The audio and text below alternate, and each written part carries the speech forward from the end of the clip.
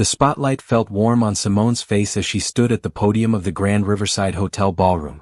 Below her, 300 faces looked up expectantly, champagne glasses glinting under the crystal chandeliers. She smoothed the fabric of her custom navy suit, a far cry from the thrift store clothes she once wore. "Good evening," Simone said, her voice steady through the microphone. 6 months ago, I stood in a very different room, feeling very different emotions. The memory crashed over her like a wave. "Did you seriously bring coupons to my mother's house?" Brandon's voice had been sharp with disgust that night, his face twisted in embarrassment. Simone had been sitting at the long mahogany table in her mother-in-law's dining room, surrounded by Brandon's family. The Westfields. Old money, old traditions, old judgments. She'd pulled out a small envelope of coupons she'd clipped that morning, trying to be helpful when Brandon's mother mentioned needing groceries. "I just thought," Simone had started. "That's your problem," Brandon cut her off, his laugh cruel and sharp. "You don't think. You just do what poor people do. Coupons. Really, Simone? This is exactly why I can't take you anywhere nice." His sister Jennifer had snickered behind her wine glass. His father had looked away, embarrassed for her. His mother had simply pursed her lips in that particular way that said everything without saying anything at all. "Brandon, I was just trying to help," Simone had said quietly, feeling her cheeks burn. "Help? You want to help? Stop bringing your poverty mentality into my family. It's embarrassing." He'd snatched the coupons from her hand and tossed them across the table. "We don't use coupons. We're not struggling. Maybe where you came from, people need to scrape and save every penny, but that's not who we are." Where she came from. The foster homes. The shelters. The nights going hungry so her foster siblings could eat. The years of wearing donated clothes and carrying her belongings in garbage bags. Brandon never let her forget it, even though he'd claimed to love her past when they first met. "I grew up in foster care," Simone had said, her voice barely above a whisper. "I'm not ashamed of that." "You should be more aware of it, though," Brandon had replied, taking a long drink of his expensive wine. "There's a difference between our worlds, sweetheart. I married down, everyone knows it. The least you could do is try to fit in." Simone blinked, bringing herself back to the present. The ballroom was silent, waiting. She looked down at her notes, then pushed them aside. "6 months ago," she continued, "my husband told me I had a poverty mentality. He said it like it was a disease. An embarrassment. Something to be ashamed of." She paused, letting the words settle. "He was right about one thing. I do think differently because of where I came from. I think about every dollar. Every opportunity. Every risk. But that's not a weakness. That's my strength." The audience began to murmur, leaning forward. "Tonight, I'm not here as someone who escaped poverty. I'm here as someone who used everything poverty taught me to build something remarkable. And I'm here to tell you that the skills we learn in struggle, the budgeting, the creativity, the resilience, those aren't things to mock. They're superpowers." Applause rippled through the room.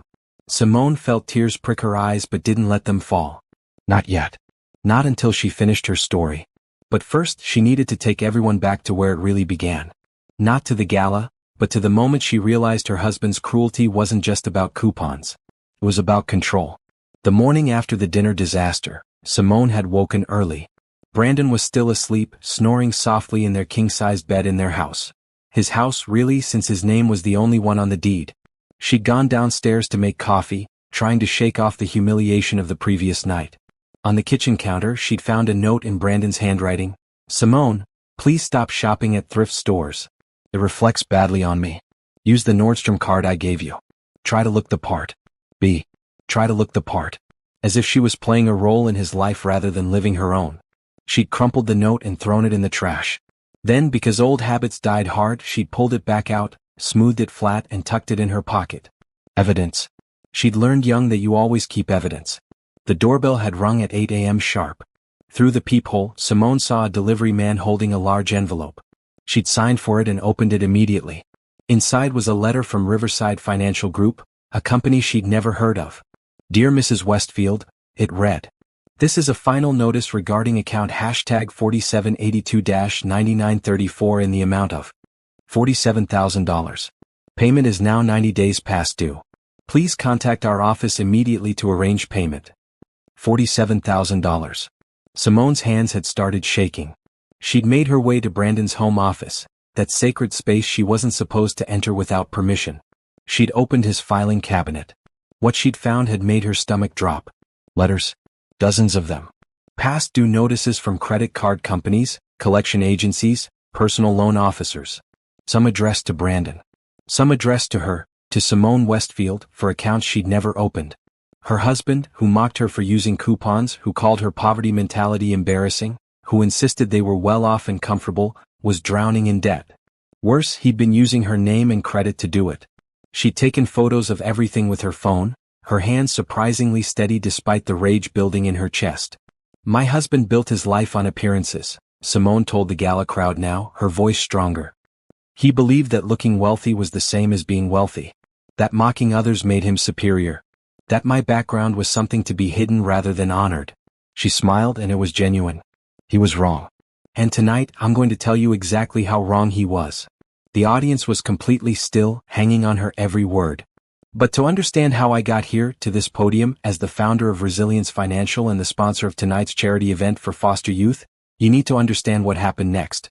You need to understand what I discovered about my husband, about myself, and about the power of turning mockery into motivation. Simone paused for a sip of water, remembering. After discovering the debt letters, she'd spent the entire day making phone calls, pretending to be organizing household finances. Each call had revealed more devastating information. Brandon had maxed out credit cards, taken personal loans using her social security number, even borrowed money from colleagues, promising investments that never materialized. And through it all, he'd criticized her. For clipping coupons. For shopping sales. For suggesting they budget.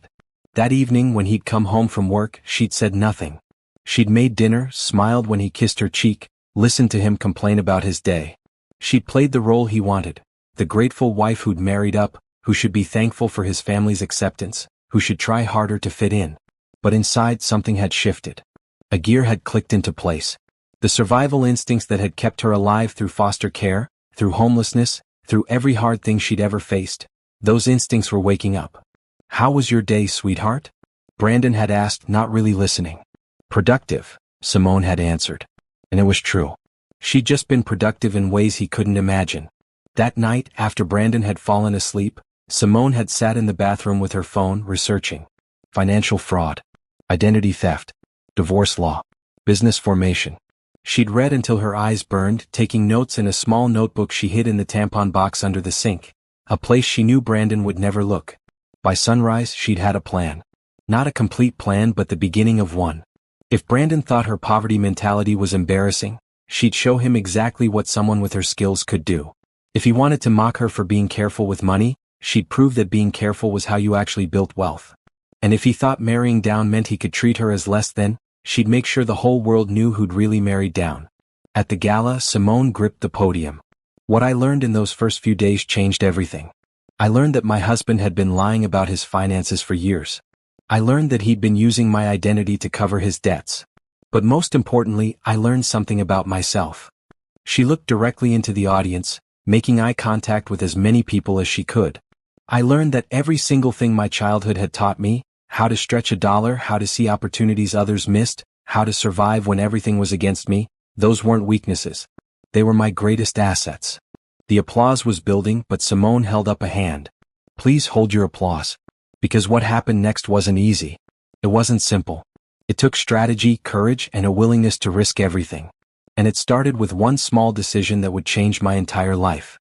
Simone had always been good at pretending everything was fine. Foster care had taught her that skill early. Smile, keep your head down, don't make waves. It was how you survived. But 3 days after finding the debt letters, pretending was getting harder. Purchases? You're being charged twice for the same items, same invoice numbers, just different dates. Jerome leaned forward, his face going pale. How much? Simone did quick math. In 6 months? About $38,000. Jesus Christ. Jerome sat back hard in his chair. How did you see this? 3 accountants looked at this. Because I grew up making sure every dollar was accounted for. You learn to spot inconsistencies when missing $5 meant not eating. Simone closed her laptop. You need to file a police report and contact your bank. But first, you need to figure out who has access to approve these payments. Jerome's face darkened. I know exactly who. My office manager. I trusted him. 2 hours later, after helping Jerome document everything and contact the authorities, Simone left his office with a check for $2,000, payment for services rendered. More money than she'd ever made in a single day. As she sat in her car, staring at the check, something crystallized in her mind. This was it. This was what she could do. This was how she could escape. She could see financial problems that others missed. She could find leaks, identify fraud, create systems that worked. She'd been doing it her whole life without realizing it had value. By the time she got home, she'd made a decision. That night, while Brandon was at his business dinner, Simone registered a business. Resilience Financial Consulting. She built a basic website using a free template. She wrote up a description of services, expert financial analysis for small businesses and individuals, specializing in budget optimization, fraud detection, and financial system development. It wasn't fancy.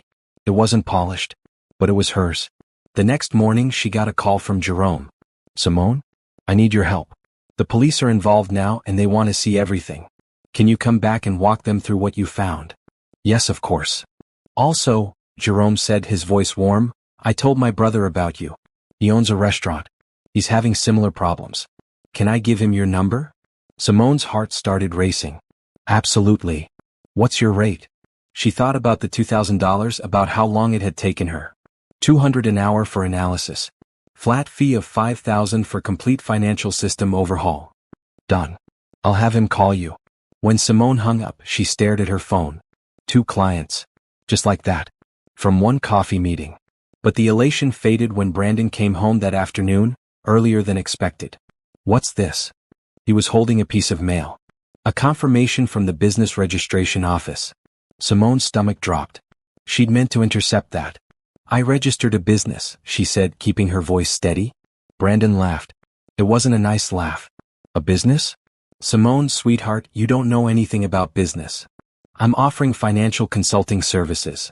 Financial consulting? You dropped out of college. You have no degree, no credentials, no experience.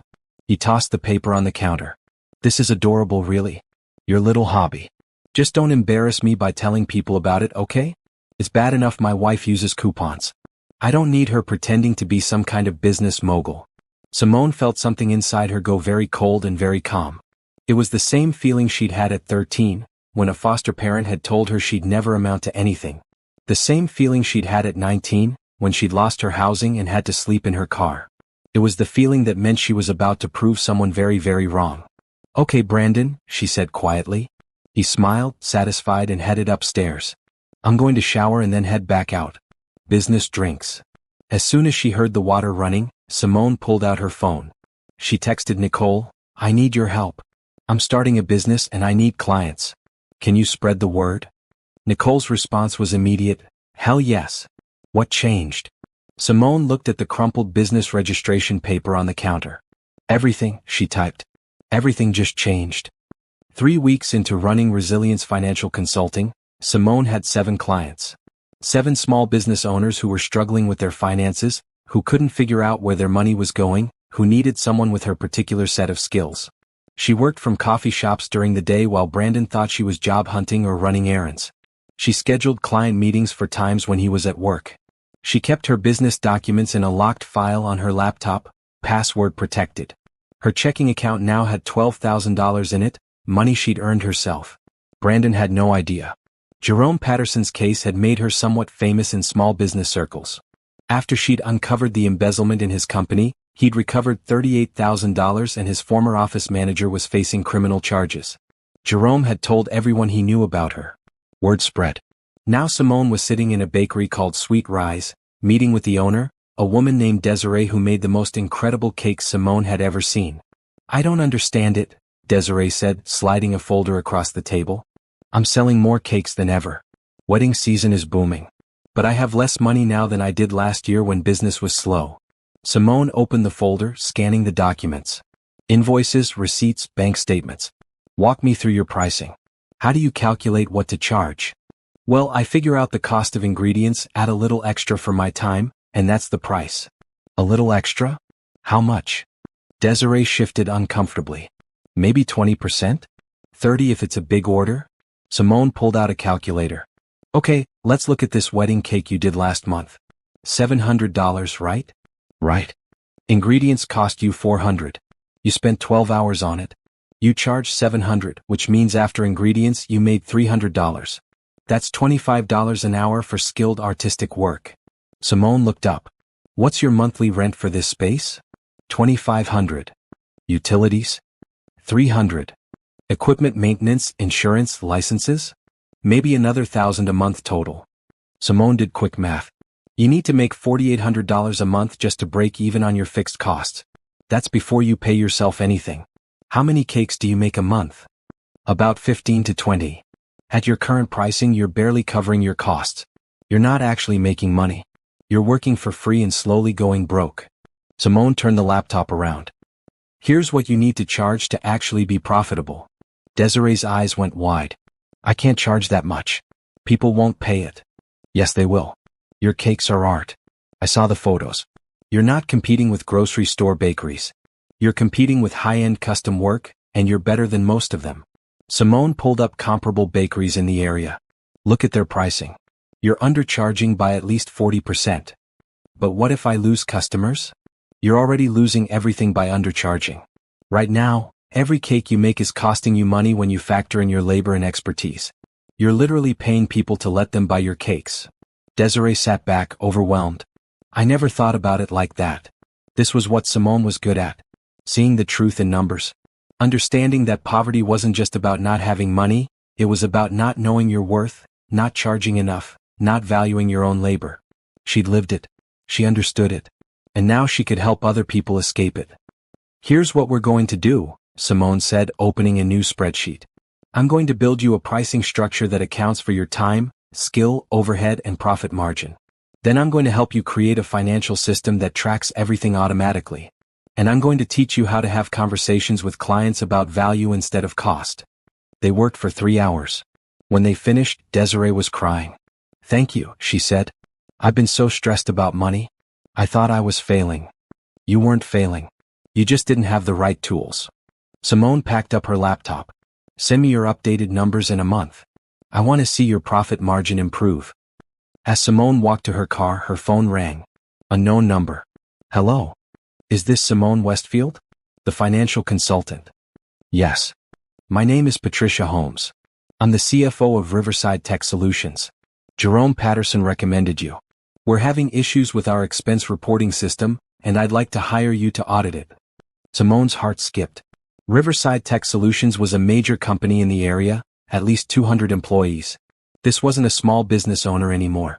This was corporate. I'd be happy to help. What's your timeline? As soon as possible. Can you come to our offices tomorrow at 9? Yes. Excellent. My assistant will send you the details. And Simone? Jerome said you're brilliant at finding financial leaks. We need brilliant right now. After she hung up, Simone sat in her car for a moment, trying to process what just happened. This was big. Really big. Corporate consulting paid serious money. She drove home, her mind already working through how she'd approach the audit. When she pulled into the driveway, Brandon's car was already there. He was home early, unusual for a Thursday. Inside, she found him in the living room looking angry. Where were you? He demanded. Meeting a friend. Which friend? Simone felt a flash of irritation. Does it matter? I'm allowed to have friends. You've been going out a lot lately. And you're being secretive about it. He stood up, moving closer. What's going on, Simone? Are you cheating on me? The accusation was so absurd she almost laughed. No, Brandon. I'm not cheating on you. Then what are you doing? You're different lately. Distant. She wanted to scream. You're the one who's been lying about finances. You're the one who committed fraud using my identity. You're the one who mocks me every chance you get. But she didn't say any of that. Not yet. I'm just trying to stay busy, she said instead. Well, maybe you should focus on being home more. My parents are coming to dinner this weekend, and I need you to play the good wife. He said it like it was her job. Her role. Of course, Simone said, keeping her voice neutral. That night, after Brandon fell asleep, she went to the bathroom with her laptop. She pulled up her business account. $12,000. In 3 weeks. And tomorrow she had a meeting that could change everything. She looked at herself in the mirror. She looked the same as always, but she felt different. Stronger. More certain. Brandon thought she was playing at business. His little hobby, he'd called it. He had no idea that his wife, the one he'd married down to, the one with the poverty mentality, was building something real. And she intended to keep it that way until the moment she was ready to walk away from him completely. The Riverside Tech Solutions building was all glass and steel, the kind of place that screamed success and money. Simone walked in wearing a navy pantsuit she'd bought from a consignment shop and altered herself. It looked expensive. She'd learned young how to make less look like more. Patricia Holmes met her in the lobby, a tall woman in her 50s with sharp eyes and a firm handshake. "Thank you for coming on short notice," Patricia said as they walked to the elevators. "I'll be direct with you. We have a problem and we need someone outside the company to look at it objectively." They went up to the executive floor. Patricia's office overlooked the river, and Simone tried not to show how impressed she was. "Here's the situation," Patricia said, pulling up files on her computer. "Our expense reports don't match our actual spending. We're missing about $15,000 a month, and we can't figure out where it's going." Simone pulled out her laptop. "Can you send me access to your expense system and the last year of bank statements?" "Already done. Check your email." For the next 6 hours, Simone barely moved. She dove into the data, cross-referencing expenses against receipts, tracking patterns, building spreadsheets that showed the flow of money through the company. Patricia brought her lunch and coffee without being asked. "Find anything?" "Yes," Simone said. "And it's not good." She turned the screen. "You have an employee who's been creating fake vendor accounts. They submit invoices for services never rendered, approve them themselves through the system, and the payments go to their personal accounts. Look here. These 3 vendors all have the same business address, which is actually a UPS store mailbox. And these expense reports? They're duplicates, just submitted on different days with slight variations so they wouldn't flag in your system." Patricia's face went hard. "How much total? In the last 12 months? "About $180,000. "Christ. Can you tell me who?" Simone pulled up an analysis of approval patterns. "Based on who had access to approve these specific vendor codes and the timing of the submissions, I'd say it's someone in your procurement department with managerial access." Patricia made a phone call. 20 minutes later, the head of HR and the company's attorney were in the office. Simone walked them through everything. By the end of the day, they'd identified the employee and were preparing to involve law enforcement. Patricia walked Simone to the elevator. "I want you to do a complete audit of our entire financial system," Patricia said. "Whatever you charge, we'll pay it." Simone's mind raced. A complete audit of a company this size would take weeks, maybe months. "I'd need to quote you a proper price. This would be a significant project." "Name it." Simone did quick mental math, then doubled it to be safe. $150,000 for a comprehensive audit and system recommendation. "Done. I'll have legal draw up a contract today." Patricia smiled. Jerome wasn't kidding. "You're exactly what we need." When Simone got to her car, she sat in silence for a moment. $150,000. For one project. More money than she'd ever imagined having. She drove home in a daze, her phone ringing with calls from other potential clients. Word was spreading faster than she could keep up with. Brandon was home when she arrived, watching television. "Where were you all day?" "Out," Simone said simply. He looked at her suspiciously but said nothing. That weekend, Brandon's parents came for dinner. Simone played her part perfectly, the gracious hostess, the quiet wife, the woman who knew her place. She smiled when Brandon's mother criticized the wine she'd chosen. She nodded when Brandon's father talked about investments he clearly didn't understand. She stayed silent when Brandon made a joke about her, trying to start a little business, like it was a child's lemonade stand. "Everyone needs a hobby," Brandon said, winking at his father. "Keeps her busy while I'm working." His mother patted Simone's hand. "It's sweet that you're trying to contribute, dear. Even if it's just a small thing." A small thing. Simone bit her tongue and served dessert. But on Monday morning, while Brandon was at work, she signed the contract with Riverside Tech Solutions. $150,000. She opened a separate business account at a different bank, one Brandon didn't know about. She started moving money. Her double life was fully established now. During the day, she was Simone Westfield, financial consultant, building an empire one client at a time. At night, she was Simone Westfield, Brandon's wife, the woman from foster care who should be grateful for what she had. The cognitive dissonance was exhausting. One afternoon, she was working at a coffee shop when her phone rang. "Nicole." "Simone." "Oh my God, I just heard. You landed Riverside Tech. News travels fast." "Are you kidding?" Patricia Holmes told everyone at the Business Women's Network meeting yesterday. "She called you a genius. People are asking me for your contact information left and right." Simone felt a surge of pride. Really? Yes. But listen, you need to raise your rates. Like, significantly. You're too good to be charging what you're charging. I'm doing okay. You're doing more than okay. You're doing incredible. But you need to value yourself higher. If you don't, clients won't either. After they hung up, Simone looked at her pricing structure. Nicole was right. She was undercharging, falling into the same trap she'd helped Desiree escape. She updated her website. New rates, higher minimums, a proper services menu. Then she sat back and waited to see what would happen. What happened was immediate. 3 new inquiries came in that day. All of them from larger companies. None of them blinked at her new rates. By the end of the month, she had a waiting list. At home, Brandon was getting more suspicious. You're on your phone all the time now. Always smiling at it. Who are you talking to? Clients, Simone said truthfully. For your little hobby? For my business, yes. He laughed.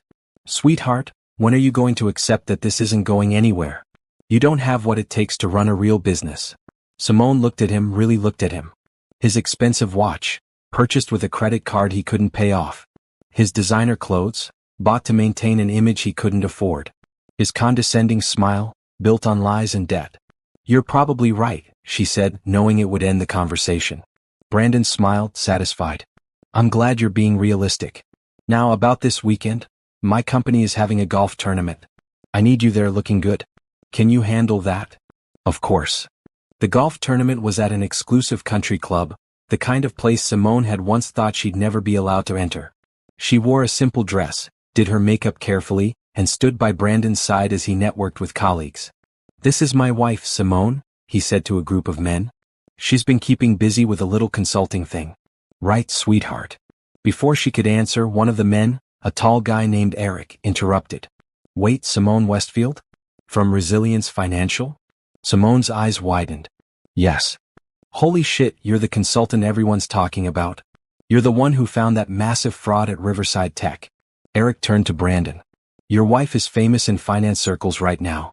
She just saved my friend's company like 200 grand. Brandon's smile froze. What? Yeah man, everyone's trying to hire her.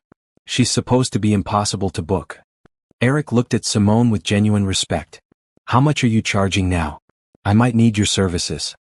My current rate is $500 an hour for analysis, Simone said calmly. Larger projects are quoted individually. Brandon's face was turning red. $500 an hour? That's actually low for this kind of work, Eric said. Most consultants with your track record charge double that.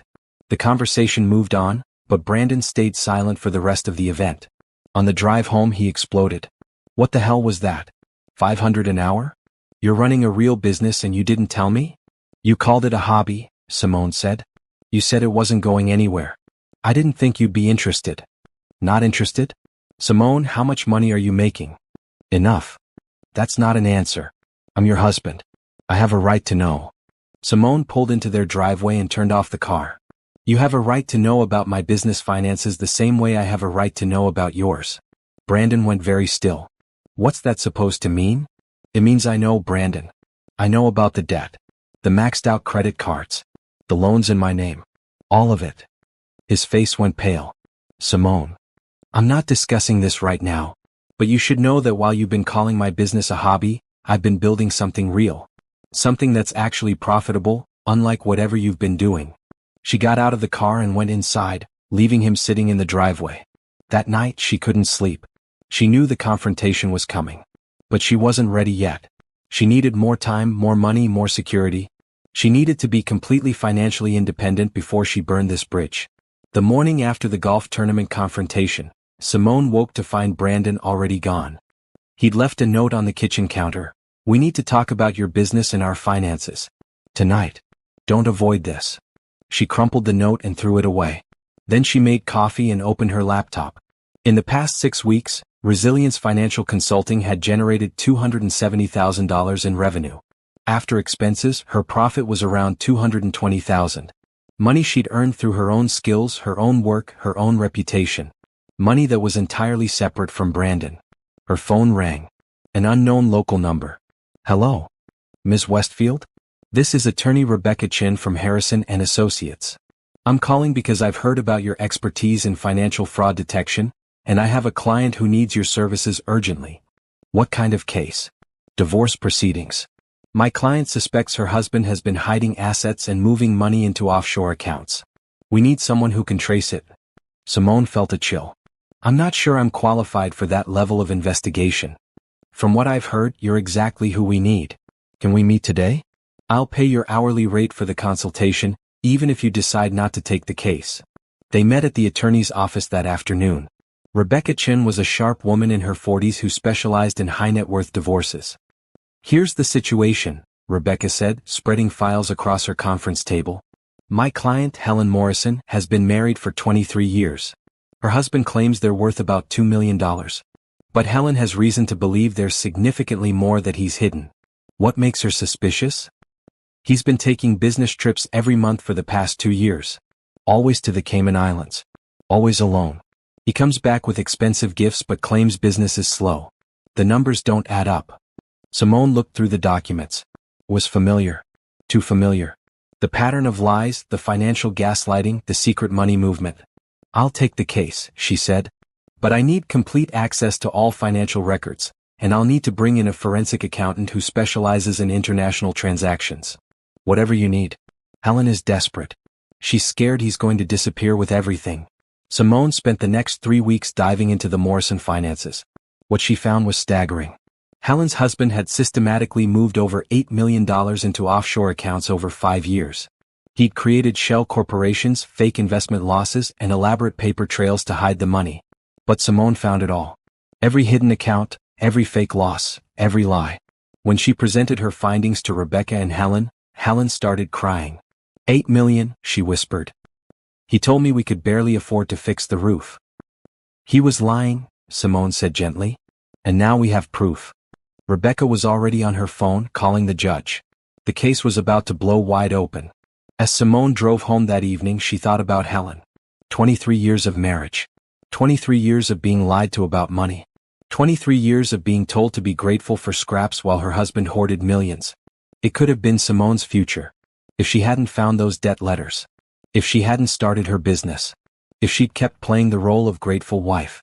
When she got home, Brandon was waiting in the living room. We need to talk, he said. His voice was different. Controlled. Dangerous. Okay. I did some research on your business. You're making real money. A lot of it. He stood up. And I think it's time we discussed how this affects our marriage. How does it affect our marriage? Well, for starters, anything you've earned during our marriage is marital property. Which means it's half mine. Simone felt ice in her veins. Is that so? Yes, that's the law. So I think we should transfer your business earnings into our joint account. Combine our finances properly. The same joint account that you've been draining to pay your secret debts? Brandon's face darkened. That's different. How is it different? Because I'm the man. I'm supposed to handle our finances. You mean the finances you've been lying about? The credit cards maxed out in my name? The loans you forged my signature on? Simone pulled out her phone and opened a folder. I have copies of everything, Brandon. Every fraudulent document. Every forged signature. Every piece of evidence of identity theft. He went pale. You wouldn't? Wouldn't what? Wouldn't protect myself? Wouldn't hold you accountable? She stood up. You've been committing fraud for years. Using my credit, my identity, my trust. And the whole time, you've been mocking me for having a poverty mentality. Simone, wait. No. You wait. Here's what's going to happen. I'm going to hire a forensic accountant to go through every single financial transaction you've made in the last 5 years. Then I'm going to hire a divorce attorney. And then I'm going to file charges for fraud and identity theft.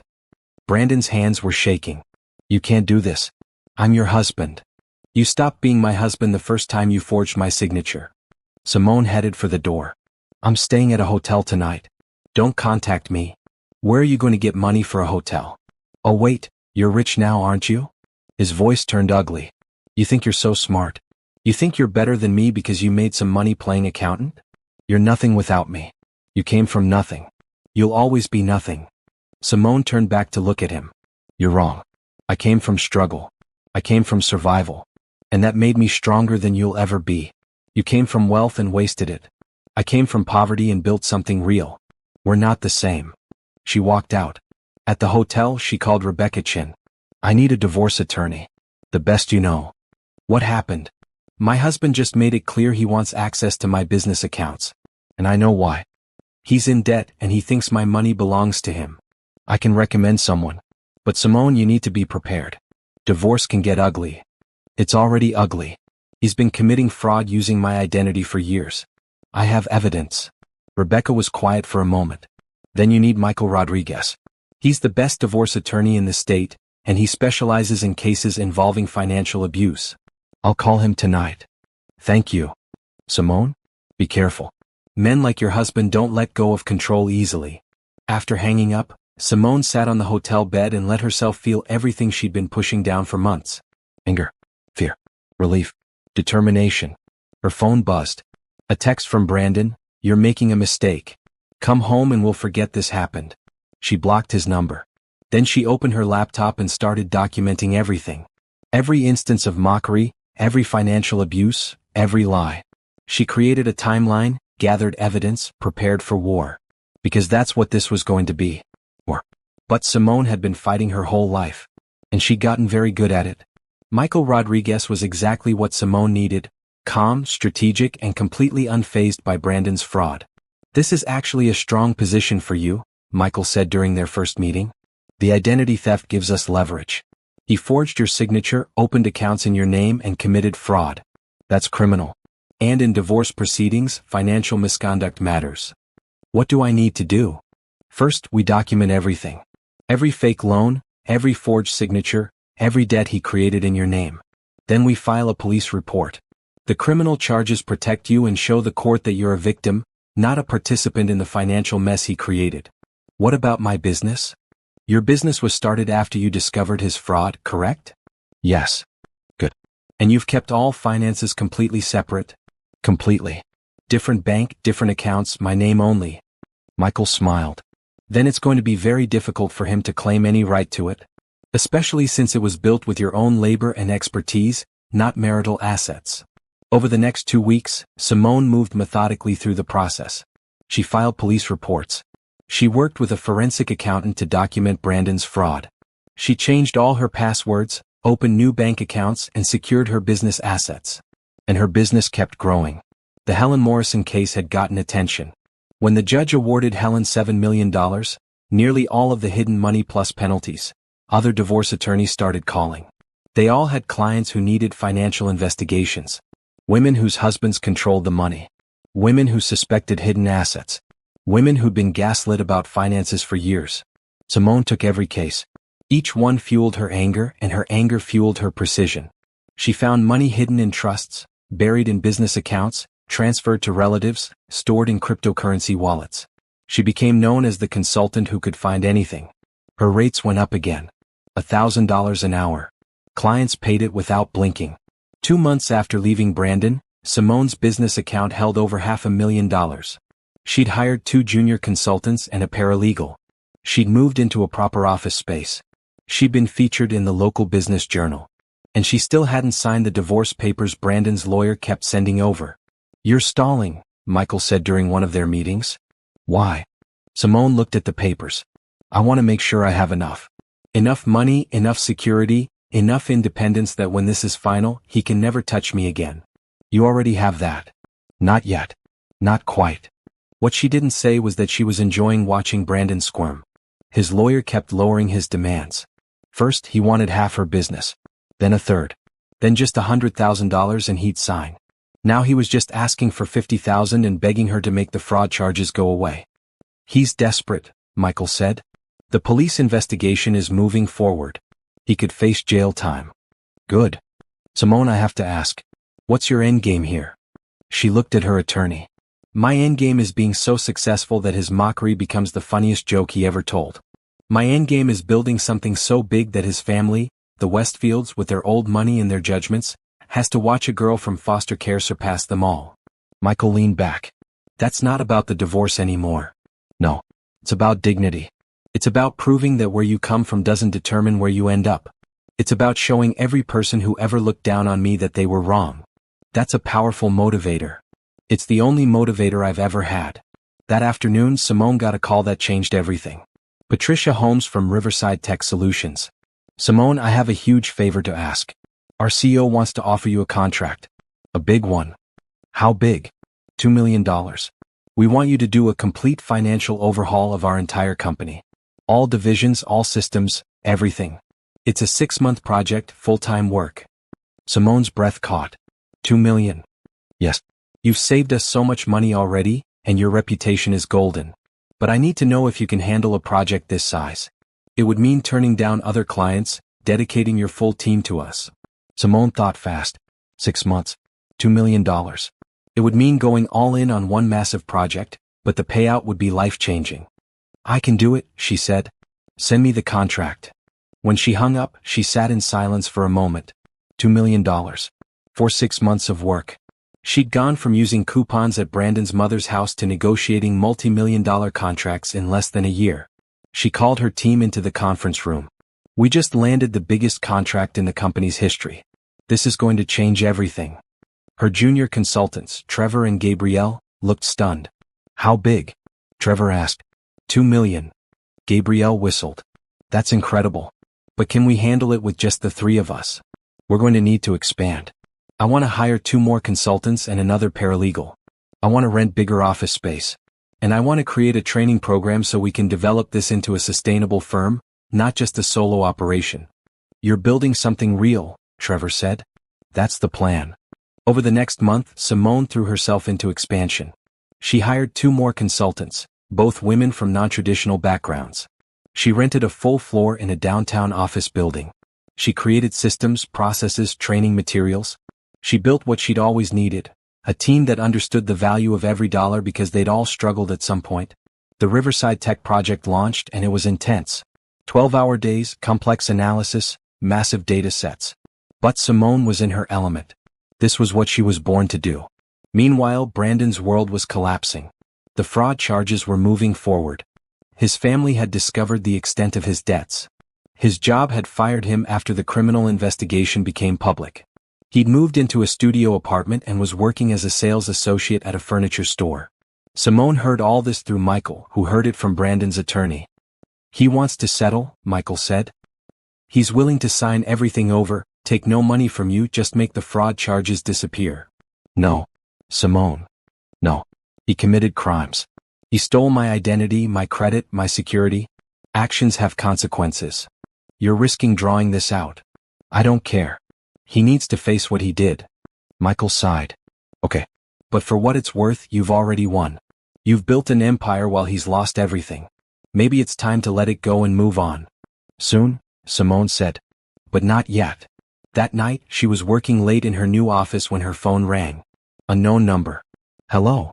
Simone? It's Jennifer. Brandon's sister. Simone tensed. What do you want? I need to apologize. For everything. The way we treated you, the way we looked down on you, the way we enabled Brandon's behavior. I didn't understand what he was doing. What he'd done to you. Why are you calling now? Because I just found out he did the same thing to our mother. He took out loans using her name. She might lose her house. And I realized that we all treated you terribly while you were the only honest person in the room. Simone felt a strange satisfaction. I appreciate the apology. Is there any way you'd consider dropping the charges? Not for him. For our mother. If he goes to jail, she'll be destroyed. Jennifer, your brother committed fraud. Against multiple people. Including me. Including your mother. The consequences are his to face.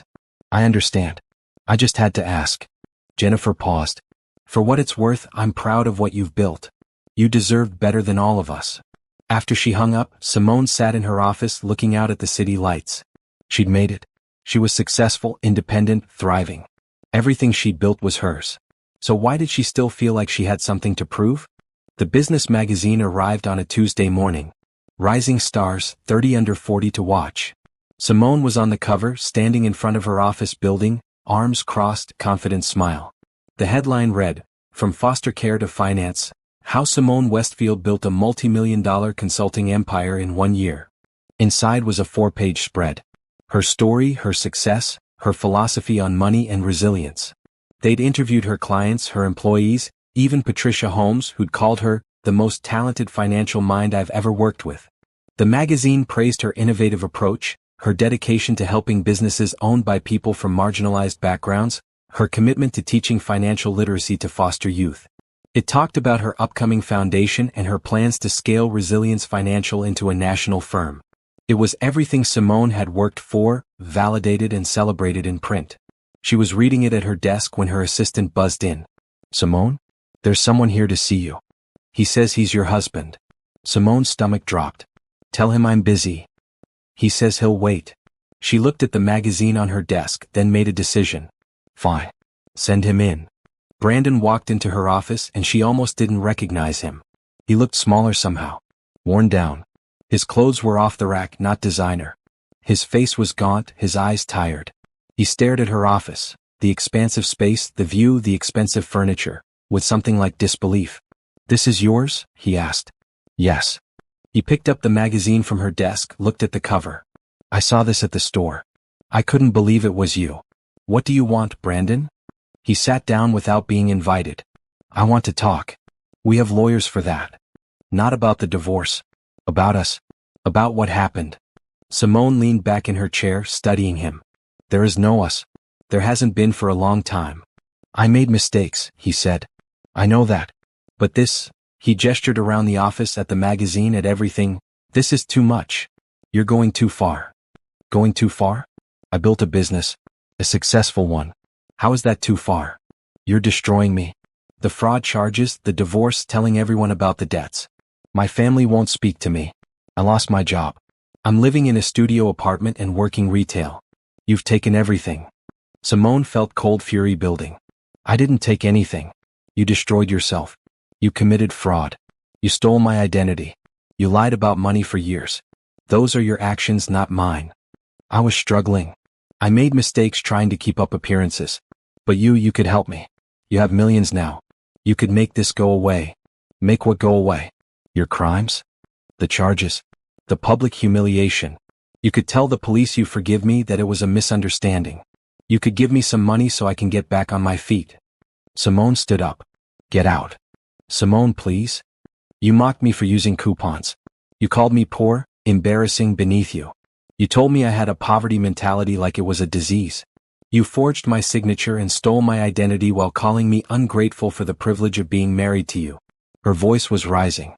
"And now you want me to save you? To give you my money? To bail you out?" Brandon's face flushed. "I was wrong.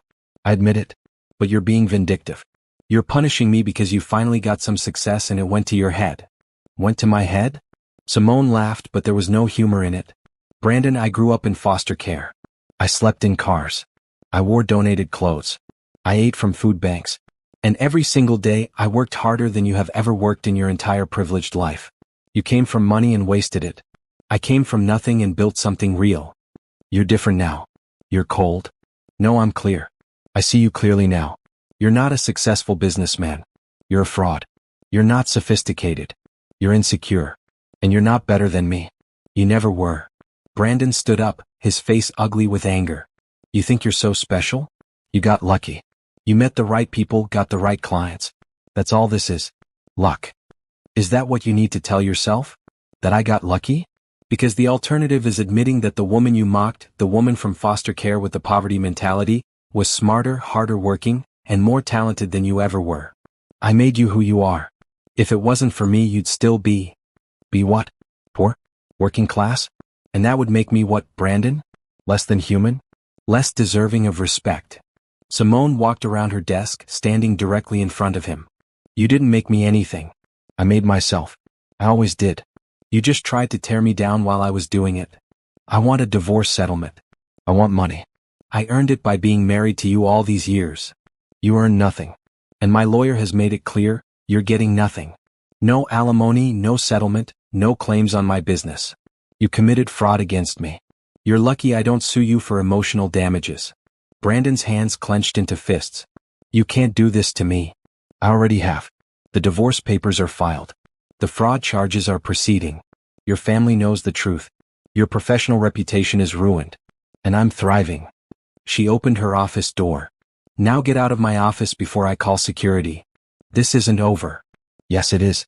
You're just too arrogant to see it." He stormed past her and she closed the door behind him. Then she stood there, shaking, adrenaline coursing through her. Her assistant buzzed. "Are you okay?" "I'm fine. No more visitors today." Simone sat back at her desk looking at the magazine. At her own face on the cover, confident and successful. She thought about everything that had happened in the past year. Every client, every late night, every moment of building something from nothing. Brandon was right about one thing: she had changed. But not in the way he meant. She'd become the person she was always meant to be. The person she would have been all along if she hadn't been constantly torn down by someone who claimed to love her. Her phone rang. Michael Rodriguez. "I heard Brandon showed up at your office," he said. "How did you know?" "His lawyer called me furious. Said you refused to negotiate." "Simone, we need to talk about settlement strategy." "There's nothing to negotiate. I'm not giving him anything. The trial is scheduled for next month. Are you prepared for that?" "Completely. He's going to try to paint you as vindictive. He'll argue that you're only pursuing charges because you're angry about the divorce." "Let him try. I have documentation of every fraudulent account, every forged signature, every lie. The evidence is overwhelming." "I know. But trials can be unpredictable. Are you sure you want to risk it?" Simone thought about the magazine on her desk. About her office, her team, her success. About all the women she'd helped who were married to men like Brandon. About Helen Morrison and the $8 million her husband had hidden. "I'm sure. This isn't just about me anymore. It's about accountability. It's about showing other people in similar situations that they don't have to accept financial abuse. That they can fight back and win." Michael was quiet for a moment. "Okay. Then let's prepare for trial. And let's make sure we win."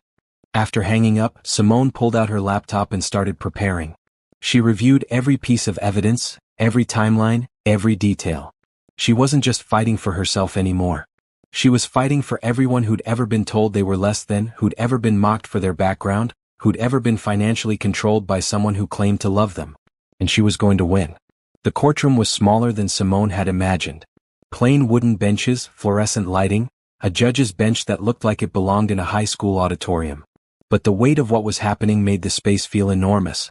Simone sat at the plaintiff's table with Michael Rodriguez and the prosecutor, a sharp woman named Amanda Reed who specialized in fraud cases. Across the aisle, Brandon sat with his attorney, a middle-aged man who'd already tried 3 times to get the charges dismissed. The trial for the fraud charges had started 2 days ago. Today was Simone's turn to testify. "Ms. Westfield," Amanda Reed said, standing at the podium. "Can you tell the court when you first discovered your husband had been using your identity?" Simone took a breath. 8 months ago. I received a collections letter for an account I'd never opened. When I investigated, I found multiple accounts and loans in my name that I knew nothing about." "How many accounts?" 7 credit cards, 3 personal loans, and 1 business line of credit. All totaling approximately $93,000. A murmur went through the courtroom. Amanda continued. "Did you give your husband permission to open these accounts?" "No." "Did you sign any applications or documents for these accounts?" "No. My signature was forged." Amanda pulled out a document. "Your Honor, I'd like to submit Exhibit A, a comparison of Ms. Westfield's actual signature against the signatures on the fraudulent account applications, analyzed by a forensic document examiner." The judge reviewed it. The expert's conclusion? That the signatures on the applications were attempted forgeries of Ms. Westfield's signature, but contained inconsistencies that proved they were not written by her hand. Brandon's attorney stood.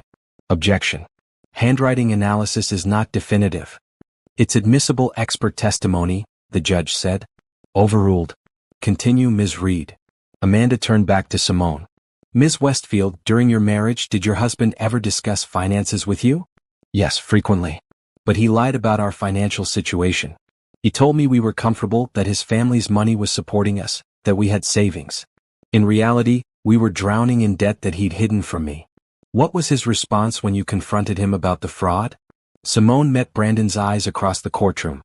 "He said it was his right as my husband to use my credit. He said I should be grateful he was handling the finances since I came from poverty and didn't understand money." "He claimed you didn't understand money?" "Yes." "Ms. Westfield, what do you do for a living now?"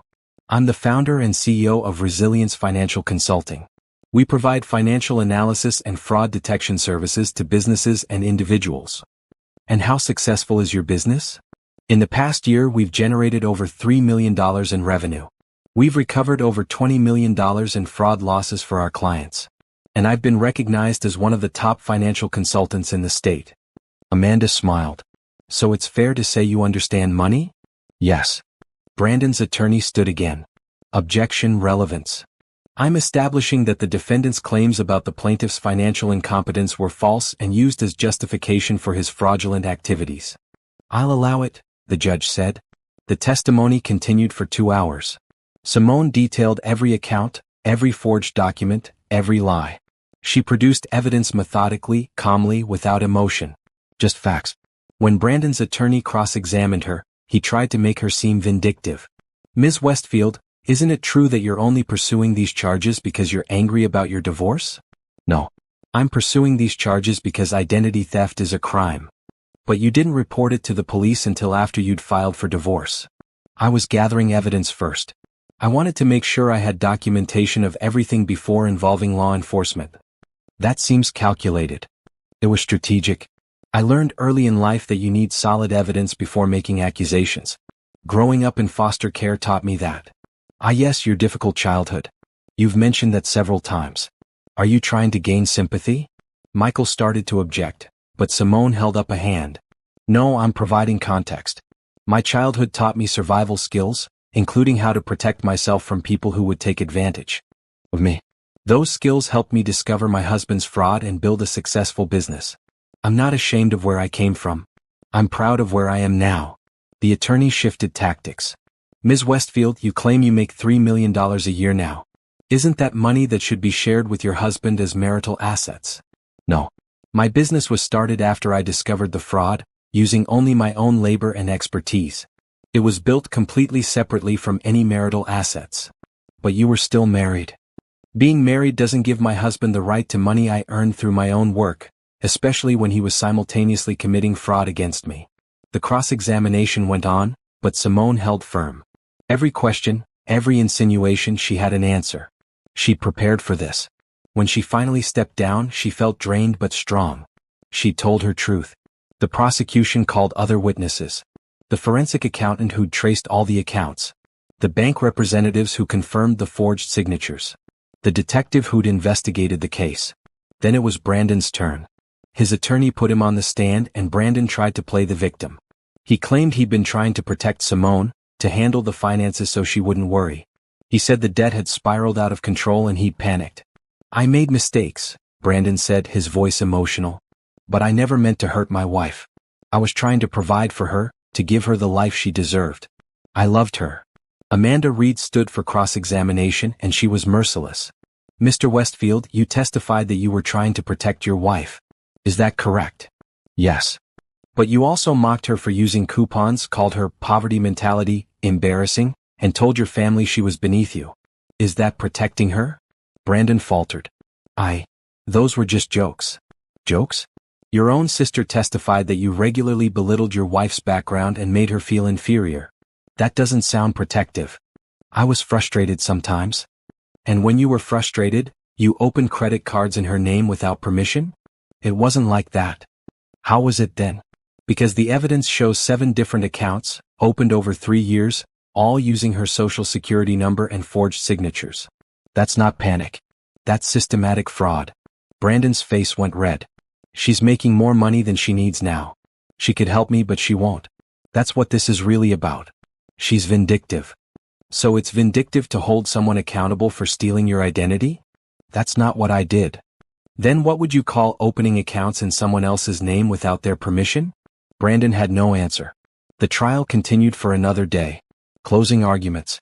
The prosecution laid out the evidence clearly: systematic fraud, forged signatures, identity theft. Brandon's attorney argued for leniency, claiming it was a domestic dispute that got out of hand. But the evidence was overwhelming. The jury deliberated for 3 hours. When they came back, the verdict was unanimous. Guilty on all counts. Brandon's face went pale. His mother, sitting in the gallery, started crying. His father looked furious. Sentencing was scheduled for 2 weeks later. Brandon was facing up to 5 years in prison and mandatory restitution. As they left the courtroom, Michael pulled Simone aside. You did it. You won. We won, Simone corrected. But she didn't feel victorious. She felt tired. Outside the courthouse, reporters were waiting. Somehow the case had gained media attention. A rags-to-riches story about a woman from foster care who built a business empire while prosecuting her fraudster husband. Ms. Westfield, how do you feel about the verdict? I feel vindicated. Identity theft is a serious crime, and I'm glad the legal system recognized that. Do you think your husband deserves jail time? I think he deserves to face the consequences of his actions, whatever those may be. What message do you have for other women in similar situations? Simone paused, choosing her words carefully. If someone is financially abusing you, using your credit without permission or lying about money to control you, that's not love. That's abuse. And you don't have to accept it. Protect yourself. Document everything. And don't let anyone make you feel small for where you came from. The interview ended and Simone got into Michael's car. They drove in silence for a while. How do you really feel? Michael asked. Empty, Simone admitted. I thought I'd feel triumphant. But mostly I just feel sad that it came to this. You did the right thing. I know. But it still cost me years of my life. Years of believing someone who claimed to love me. And now I move forward. I have a business to run, a foundation to launch, a life to build. Brandon is the past. I'm focused on the future. When she got home that night, to her new condo bought entirely with her own money, she sat on the balcony and looked out at the city. Somewhere out there, Brandon was facing his future. Possibly jail, definitely disgrace, certainly a life far different from what he'd imagined. And Simone? She was free. Truly free for the first time in years. Her phone buzzed. A text from Patricia Holmes. Saw the news. Proud of you. Tomorrow we celebrate, team dinner on the company. You've earned it. Simone smiled. Yes, she had earned it. Every bit of success, every dollar, every moment of peace. She'd survived foster care. She'd survived poverty. She'd survived Brandon. And now she was thriving. The sentencing hearing was scheduled for a cold morning in late January. Simone arrived at the courthouse early, wanting to avoid the reporters who'd been following the case. The story had gained traction. Foster care to financial empire. Woman prosecutes husband who mocked her. And it had resonated with people across the country. Simone's inbox was full of messages from women sharing their own stories of financial abuse. Her business had received over 200 new inquiries in the past week alone. The publicity was good for Resilience Financial, but it was exhausting for Simone personally. Michael met her in the hallway outside the courtroom. Ready for this? As ready as I'll ever be. Brandon's attorney is going to ask for leniency. They'll emphasize his remorse, his fall from grace, the impact on his family. Be prepared for him to apologize. I don't care if he apologizes. I know. But the judge might. Some judges value remorse in sentencing. They entered the courtroom. Brandon was already there with his attorney, looking smaller than ever in an ill-fitting suit. His mother sat behind him, her face drawn and tired. His father wasn't there. Apparently he'd disowned Brandon after the verdict. The judge entered and everyone stood. Judge Patricia Morrison was a no-nonsense woman in her 60s who'd presided over the trial with sharp attention to detail. Please be seated, she said. We're here for sentencing in the case of the People versus Brandon Westfield. I've reviewed the pre-sentencing reports, the victim impact statements, and the letters submitted on behalf of both sides. She looked at Brandon. Mr. Westfield, do you wish to address the court before I issue my sentence? Brandon stood, his hands shaking. Yes, Your Honor. I want to apologize. To my wife, my ex-wife, to my family, to everyone I hurt. I made terrible mistakes and I've lost everything because of them. My marriage, my career, my reputation. I'm asking for mercy. His voice broke. I know what I did was wrong. I was in debt, I was desperate, and I made choices that hurt the person I loved most. But I've learned from this. I'm a different person now. Sending me to prison won't fix what I broke. It'll just destroy what's left of my life. He sat down and his mother wiped her eyes. Judge Morrison looked at Simone. Ms. Westfield, would you like to make a statement? Simone stood. She'd prepared something, but now, looking at Brandon, she felt the words shift. Your Honor, my ex-husband says he's learned from this. I hope that's true. But his apology isn't about what he did to me. It's about what happened to him. He's sorry he got caught. Sorry he lost his reputation. Sorry he's facing consequences. But I haven't heard him acknowledge the real harm he caused. She took a breath. 4 years Brandon mocked my background. He called me poor, embarrassing, beneath him.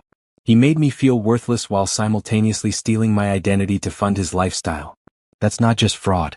That's cruelty. That's using someone's trust as a weapon against them. When I discovered what he'd done, I could have just divorced him and moved on. But I chose to press charges because what Brandon did wasn't just wrong, it was criminal. He didn't just betray me as a husband. He committed identity theft. And he did it while making me feel like I was the problem for being careful with money.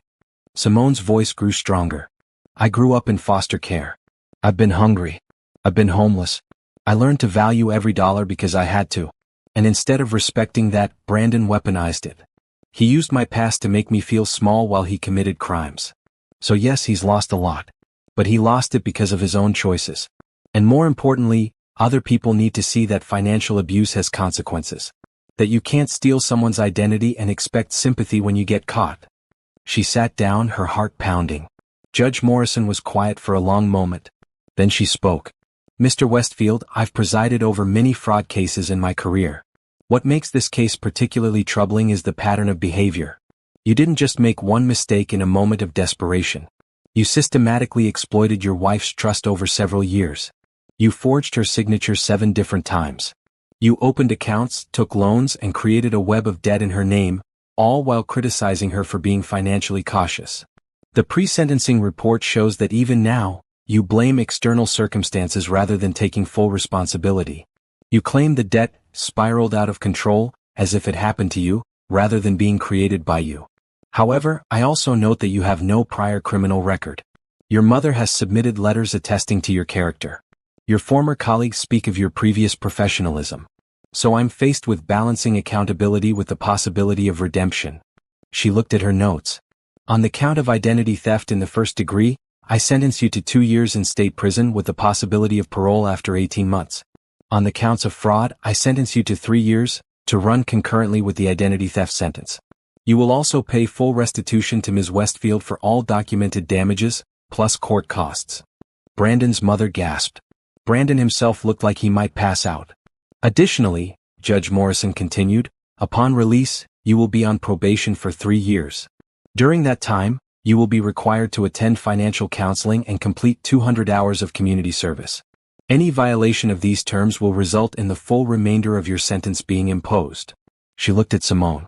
Ms. Westfield, I want to commend you for your courage in bringing these charges forward. Many victims of financial abuse, especially spousal financial abuse, are too intimidated or traumatized to seek justice.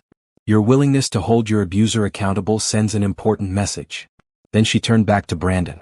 Mr. Westfield, I hope you use your time in prison to truly reflect on your actions and their impact. Not just on yourself but on the woman who trusted you. Court is adjourned. The gavel came down. Brandon was led away by bailiffs, his mother following, still crying. His attorney gathered papers, looking defeated. Michael put a hand on Simone's shoulder. It's done. Yes, Simone said. It's done. Outside the courthouse, reporters swarmed again. This time, Simone was ready. Ms. Westfield, 2 years in prison. Are you satisfied with the sentence? I'm satisfied that justice was served. This case was never about revenge. It was about accountability. What's next for you? I have a business to run and a foundation to launch. I'm starting the Resilience Foundation next month to help foster youth learn financial literacy and business skills. We'll offer scholarships, mentorship, and practical training to help young people from difficult backgrounds build stable futures. Using your own success story as a model? Exactly. I want other kids who grew up like I did to know that their circumstances don't define them. That they can build something meaningful from nothing. That their survival skills are actually superpowers. Do you have any message for your ex-husband? Simone paused, thinking. I hope he learns from this. I hope he becomes a better person. But that's his journey. Mine is moving forward. As she walked to her car, Michael beside her, she felt something shift inside. A weight she'd been carrying finally lifting. How do you really feel? Michael asked. Free, Simone said. For the first time in years, I feel completely free. Her phone rang. Patricia Holmes. Simone, I saw the news.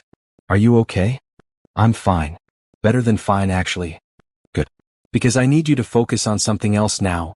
The Riverside Tech project is wrapping up, and the board wants to discuss a long-term consulting contract with you. They're talking about keeping you on retainer for the next 5 years. 5 years? Yes. They're that impressed with your work. Can you meet with the CEO next week? Simone looked at Michael, who was smiling. Yes, I can do that. When she hung up, she sat in her car for a moment, processing everything. Brandon was going to prison. Her business was expanding. Her foundation was launching. Her life was moving forward in ways she'd never imagined. All because she'd refused to accept being treated as less than. All because she'd valued herself enough to fight back. That evening, Simone gathered her team at the office. Trevor, Gabrielle, and the rest of her consultants, plus the administrative staff she'd hired. 12 people now worked for Resilience Financial. "I wanted to tell you all in person," Simone said. "The trial is over. Brandon was sentenced to 2 years in prison. And I'm putting that chapter of my life completely behind me." Her team applauded, and Simone felt tears prick her eyes. "But more importantly, I want to talk about our future. Riverside Tech wants to keep us on retainer for 5 years. That's guaranteed revenue, which means job security for all of you and room to expand even more. Additionally, I'm officially launching the Resilience Foundation next month.